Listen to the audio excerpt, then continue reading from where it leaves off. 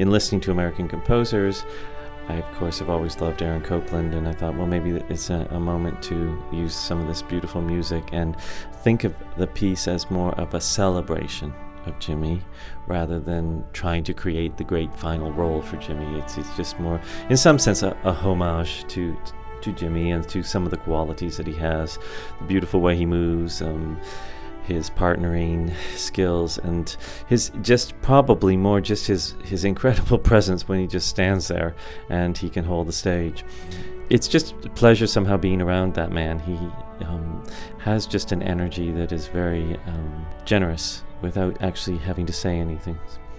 And just working with Jimmy was always, I don't know, there's a peace within Jimmy, and there's no need to, there's no aggression there, which is not to say he doesn't work extremely hard in his way. Often people don't understand how Jimmy works, they don't understand his approach, and I've worked with him so much and understand, and there's definitely a respect.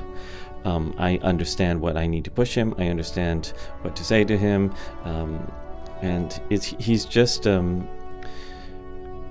it's really hard sometimes to find words in English to describe people like Jimmy.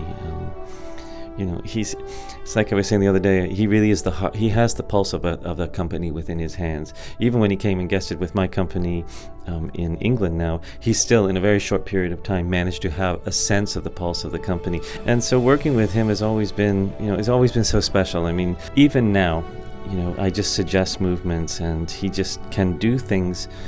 He can make something from nothing, and very few dancers can actually do that. Most dancers, you have to keep working to give them something that shows them off or looks like something. With Jimmy, actually, you don't need to worry about it because, for instance, in this piece, there's a couple times all he does is stand, turn his head, and move his arm, and yet it somehow speaks with a feeling.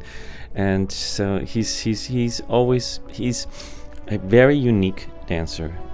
He's always been extraordinarily handsome and tall, so those two things in a company are always, great assets.